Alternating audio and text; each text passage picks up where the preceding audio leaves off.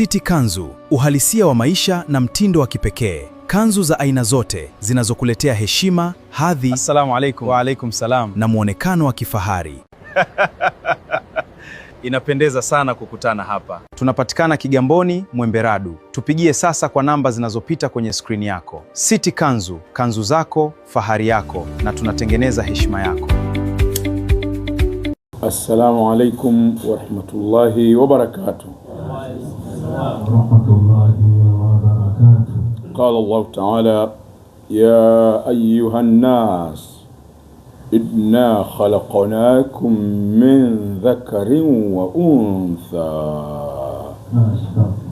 وجعلناكم شعوبا وقبائل لتعارفوا إن أكرمكم عند الله أتقاكم.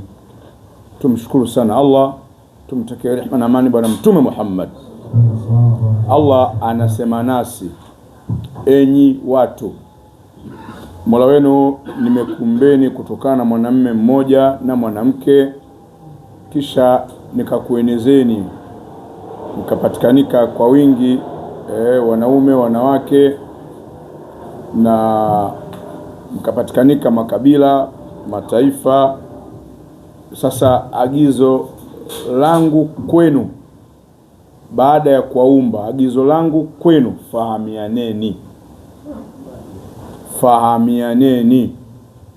Mbora katika ninyi ni yule anayeishi maisha ya dini, yule aliyo tayari kuyashika maamrisho na kuyaacha makatazo. Huyo ndio amefikia viwango vya ubora kwangu. Ndugu zanguni, Allah anatutaka tufahamiane maeneo matatu. Maeneo matatu tufahamiane. Eneo la kwanza, tufahamiane katika level ya kijinsia.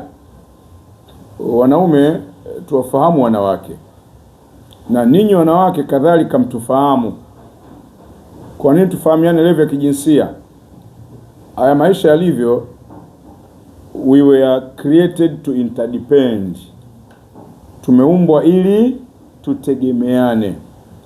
Kwa hiyo tutategemeana katika masuala ya kiuchumi, miamala ya kibiashara, kuna miamala ya kijamii, ya kifamilia, tutaingia kwenye ndoa. Haiwezekani jamii ikawa na furaha ama ikawa na amani kwa watu ambao hawafahamiani. Kwa kuwa mbele yetu yapo mahusiano ya kindoa, wanaume tunaoa na ninyi wanawake mnaolewa, Allah anatuagiza tufahamiane, tusivamiane. Ni muhimu sana, lakini kilima kimekuja kinaanza kuwataja wanaume. Wanaume wafahamuni wanawake. Kwa nini wameanza kutajwa wanaume? Tumetajwa wanaume kwa sababu maisha ya ndoa sisi ndio masteringi, ndio tunayaanzisha. Kwa hiyo sterling inatakiwa sifa hadi mwisho wa nini? Wa picha, ili movie endelee. Alafu wakati sisi tunatakiwa tuwafahamu ninyi wanawake, na ninyi pia mtufahamu. Eneo la pili tunalotakiwa tufahamiane ni katika mataifa. Mataifa kwanza, kuna level ya makabila, tujuane. Tunazo mila na desturi za kwa mujibu wa makabila, lakini dini ipo pale. Waislamu wapo katika taratibu zao.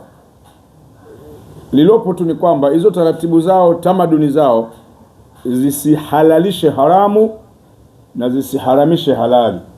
Dini itakuwa haina ugomvi. Kwa hivyo tufahamiane. Kuna tabia za watu kwa mujibu wa mataifa. Kuna lugha zao watu.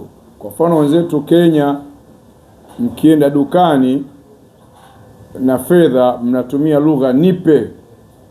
Yaani unataka bidhaa nipe. Sisi wa Tanzania huko tunatumia lugha naomba.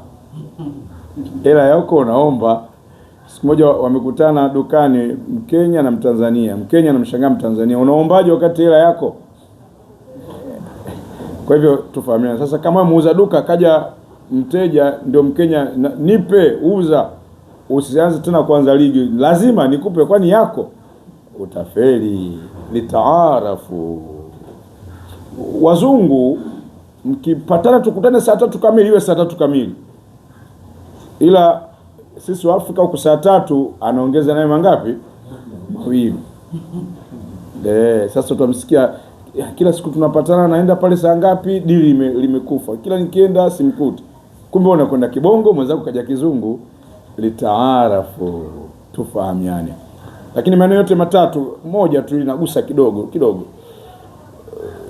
Wanaume tuwafahamu wanawake, na wanawake mtufahamu. Nyuma niligusa kidogo namna gani wanaume tunatakiwa tuwafahamu wanawake. Lakini leo natoa kodi 3 tu zinatosha. Kodi ngapi? 3. Wanawake, hebu mtufahamu sisi wanaume katika maisha yenu sisi ni nani? Nani anayeitwa mwanamume? Naam. Ninyi mkikosa kutufahamu mkatuvamia, maisha hayatakuwa na furaha. Sisi wanaume mambo matatu. Kwanza,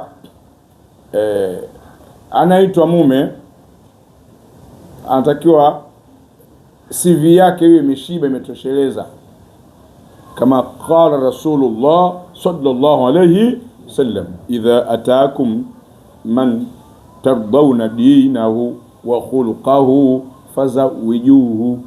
Akiwajieni mume katika nyumba yenu kuoa, gonga hodi kijana, mjiridhishe kwake kwa mambo mawili, dini yake na tabia. Kwa nini? Usalama wa dini ya mtoto wa kike upo kwa mume. Mume hawezi kusimamia dini kama mwenyewe hana dini. Wa amur ahlaka bis-salah wastabir alaiha, waamrishe familia yako wewe mwanamume wadumu na swala, lakini wewe ndio uwe mfano namba ngapi? Namba 1. Kwa hiyo ili Uislamu uheshimike katika nyumba, mume anatakiwa atangulie, awe mfano. Laqad kana lakum fi rasulillah, mume uwe mfano, uwe kigezo kwa ibada, kwa kila kitu, kwa maadili, kila kitu, tangulia wewe kwa mfano. Kwa hivyo hawezi kusimamia dini asiyekuwa na dini. Usalama wa mtoto wa kike, olewa na mume mwenye dini. Mpo wanawake mnalia mwaelewi waliowaoa. Mlizingatia haya wakati wa kuingia kwenye ndoa? Mlizingatia dini na tabia? Ukisikia mwanamume mwenye dini, mambo matatu, matumizi yake ya muda. Kwanza, aheshimu swala. Kipimo. Dada yangu unayelalamika umuelewi mume aliyekuoa, sikiliza. Umeelewa na mume ama unaboya tu ndani hapo? Cha kwanza, aheshimu swala. Atengeneze nguvu ya ushawishi nyumbani kuisimamia. Lakini cha pili, faidha qudhiyati salatu fantashiru. Tukimaliza kuingiza imani kupitia ibada ya swala, twendeni tukajichanganye, tukawe pambanaji, tutafute ili kuvuna moyo wa mtoto wa kike. Kila anayeolewa anahitaji mume mpambanaji. Liyunfiqu dhu sa'atin min sa'atihi, kila mwenye majukumu agharamike kadiri awezavyo. Kwa hivyo mtoto wa kike atakuwa mikono salama katika ndoa kwa mume mpambanaji, amtoshelezee mahitaji. Lakini mume mwenye dini ni yule anayetenga muda, hatumii muda wake kukaa maskani, hatumii muda wake kwenda kwenye mipira baada ya swala ya Isha. Ukiona ndani una mume anakwenda kwenye mipira, wewe hapo una mume unaboya.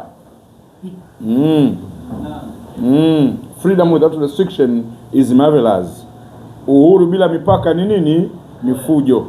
Enyi wanaume wenzangu, tustaraji kupata utii kwa hawa wake zetu ikiwa sisi hatutii kitabu cha Allah.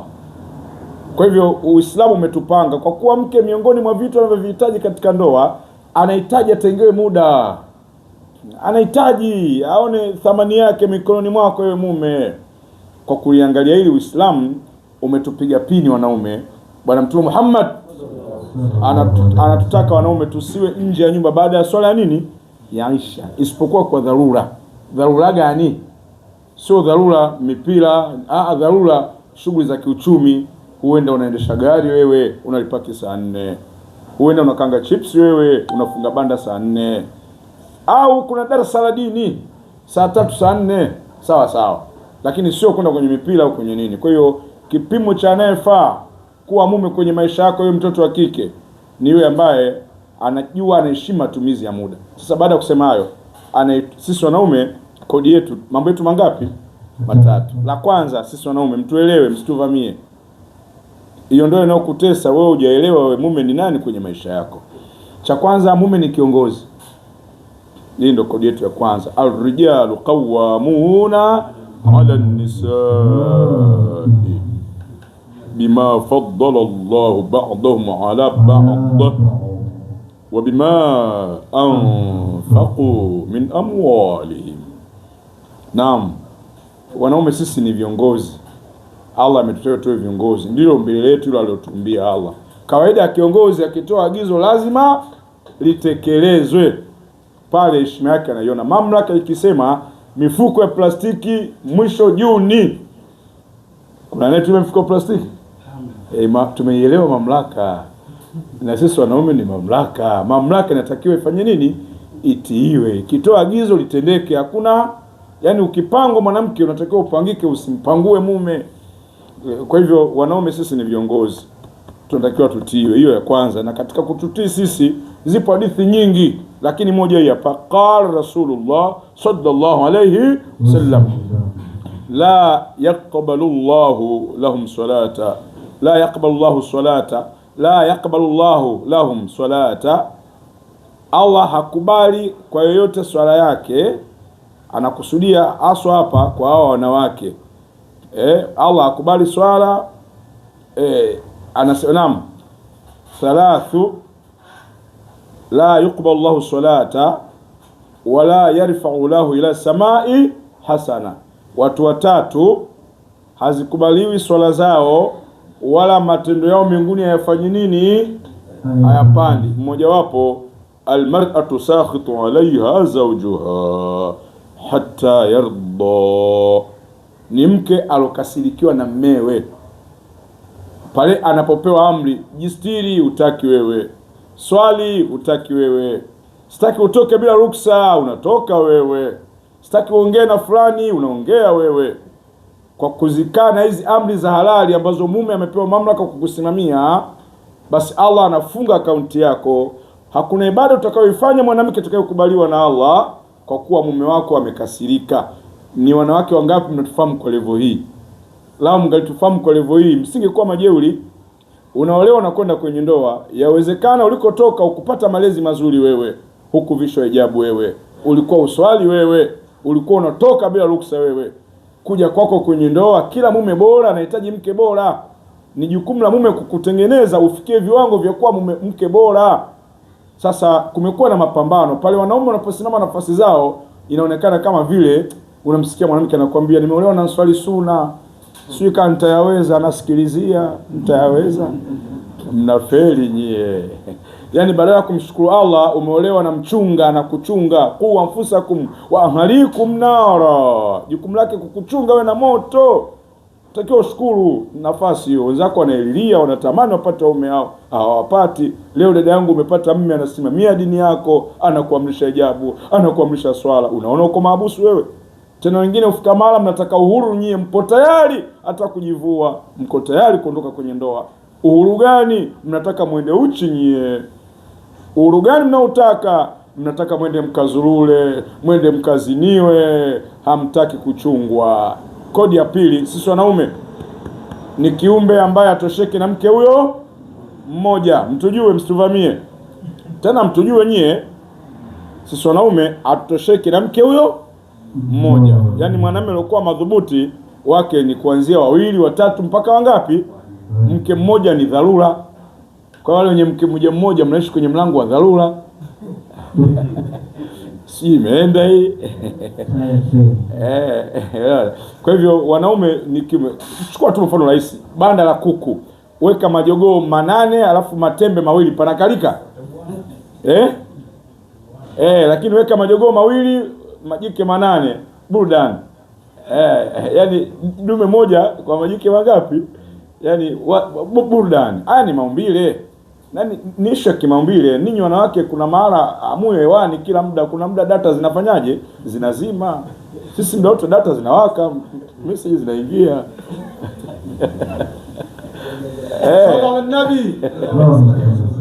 Ni swala kimaumbile hili. Allah ameleta amri. Yani aya na hadithi zimekuja kwa namna tulivyoumbwa. Aya na hadithi zimekuja kuzingatia namna tulivyoumbwa.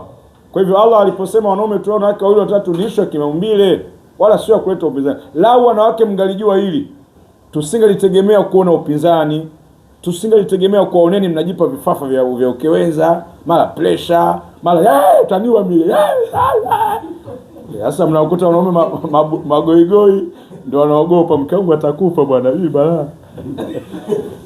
Wewe acha oga wewe. Naam, mwanamume anaoa. Ukikiri vigezo unafunga, na gari zuri barabarani ni ile ina tairi 2 mpaka tairi ngapi? 4. Ikibasti moja mnaokika wa safari. Sasa tairi moja kibasti wote mnakaa mnaangaliana. Sisi wanaume tunao mke zaidi ya huyo mmoja. Lao mngalikuwa mmefahamu hilo, tusingetegemea kuona fujo, kuona mwanamke utaki mke mwenzio, ama kumfanyia siri, kumfanyia uchawi huyu mume, ama kumroga mke mwenzio. Hapana, hii ni issue ya kimaumbile. Kwa hivyo wale wanawake mnaopinga maumbile haya, mnatafuta ugomvi na Allah nyinyi siku ya kiyama. Mko tayari kumkosoa Allaumba? Hii ni fursa Allah kaiweka. Kuna vidume vinatakiwa vitumie, kwa sababu katika sisi wanaume sio wote wawaji. Kuna wengine mashoga, baada ya kushughulikia wanawake wanashughulikia wao, au wanazidi kupunguza column ya wawaji. Lakini pia wale wawaji nao wengine uwezo kufunga tairi 2, 3, 4 hawana. Kwa hivyo kuna vidume vinaweza kufunga tairi 2, 3, 4. Mwalimu Michael 4. Sio kasema 3. Kwa hiyo watu wanafunga tairi 4. Inshallah Mwenyezi Mungu atujalie wale wenye uwezo kuendea fursa tuiendee. Mwisho kabisa, sisi wanaume tuna uhitaji mkubwa wa tendo la ndoa kuliko wanawake. Hii ni issue ya kimaumbile. Wanaume tuna uhitaji mkubwa wa tendo la ndoa kuliko wanawake. Kwa hiyo mnatakiwa mlijue hilo. Na ndio maana sheria imekuja, mume anapomwita mkewe kwa ajili ya kuunga bando, anatakiwa mke kama hana dharura yote ya kisheria anatakiwa aitike, na akikataa hali ya kuwa hana sababu ya kisheria, huyo maana yake analaaniwa na malaika mpaka kuna kucha. Lakini hadithi haigeuki kwamba mume akikataa analaaniwa, ila mke akikataa analaaniwa. Na hii ni issue ya kimaumbile. Ni issue ya kimaumbile kwamba sisi wanaume vichwa vyetu viwili vikosa ushirikiano, kimoja lazima kisizi. Vichwa viwili, si umeelewa? Vinatakiwa vishirikiane. Kwa hivyo hili ni swala kimaumbile, na ndio utakuta mwanamume anawaza sana tendo la ndoa kutwa mara kadhaa kuliko wanawake. Utakuta nisho kimaumbile, wanawake wakikoma heavy, others you stop at the age of 45, others do go as far as to 50. Menstruation cycle, swala la kwenda nini kwenye ratiba ya hedhi, ninyi mna stop 45, wengine 50. Lakini sisi tuko ni muda wote.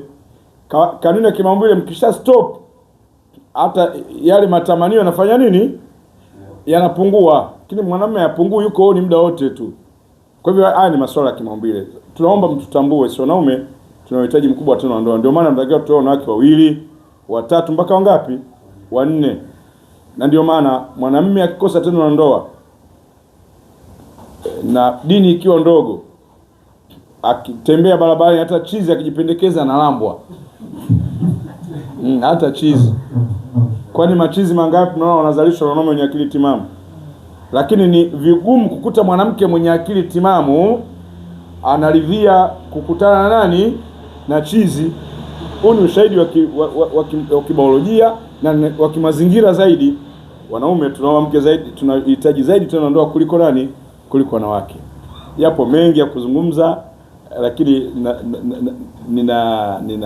ninaombeni tuishie hapo. Inshallah siku zijazo Allah kitukutanisha, iwe Mombasa, Lincoln kule, Msambweni, naam, inshallah. Ni sauti ya Mwalimu Musa. Assalamu alaikum wa rahmatullahi wa barakatuh.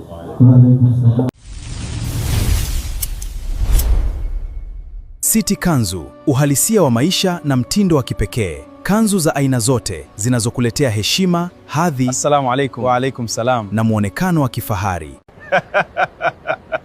Inapendeza sana kukutana hapa. Tunapatikana Kigamboni, Mwemberadu. Tupigie sasa kwa namba zinazopita kwenye skrini yako. City Kanzu, kanzu zako, fahari yako, na tunatengeneza heshima yako.